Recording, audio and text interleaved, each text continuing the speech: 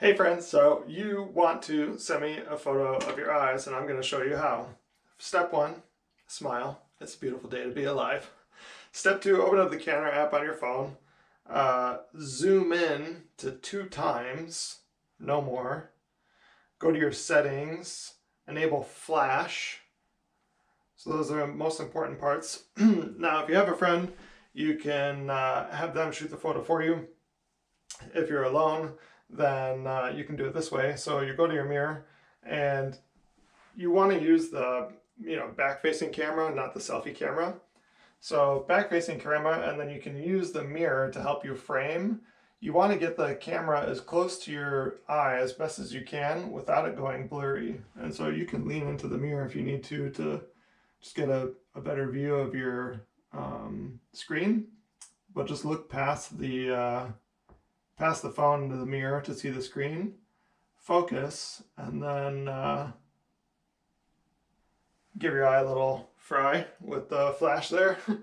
And so for my right eye, I'm using, like the top of the camera, as close as way, and then you can flip your phone the other way around and do like so.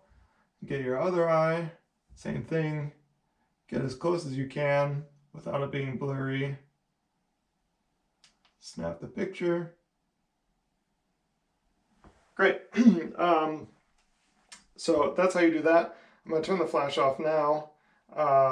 And then you want to take a picture of just your whole face. So same thing, I can use the mirror kind of for framing there. This is a little bit easier. Click, so I got that photo.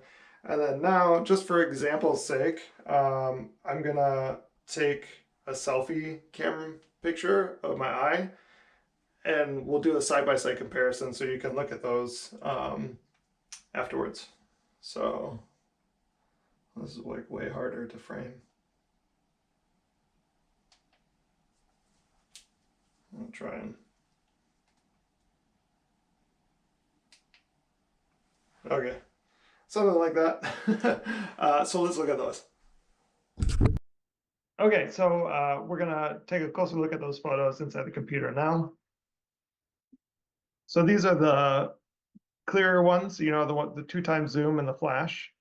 And what's going to be a good indicator that you've taken a photo that's going to work is that when you zoom in, you're still getting detail in all these threads of the eye. And,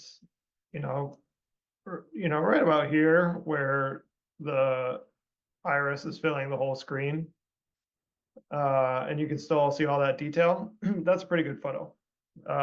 So this is one eye. And this is good too.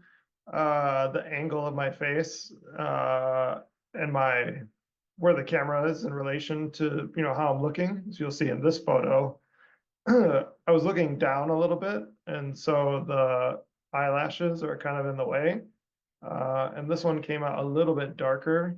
Not terrible, still usable. But that's something you want to try and look out for. So you can take a couple photos and try and make sure that the angle of your head is such that you're pretty clear, straight shot here, no eyelashes in the way, no shadows, etc.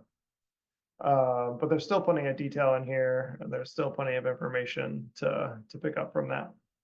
And then I'll show you, like I said, so this is the front-facing camera.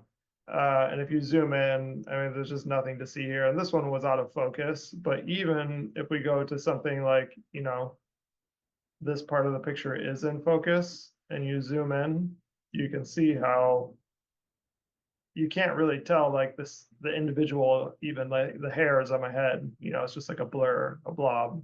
You can see some of these outliers on the side. And here's another attempt, just even trying to get the camera that close to your face, it won't focus properly, again. And so like down here is like the only part of the picture that's like in focus. And that's not terrible, but you can see when it's like too dark, and it would be same if it was too light, you lose detail and definition, it just turns into a blob rather than being any type of definition. So you can tell it's not going to work. And then getting a picture of your whole face. this helps to see the surrounding area of the eye. And that gives information just as much as looking at the iris. So that's how you take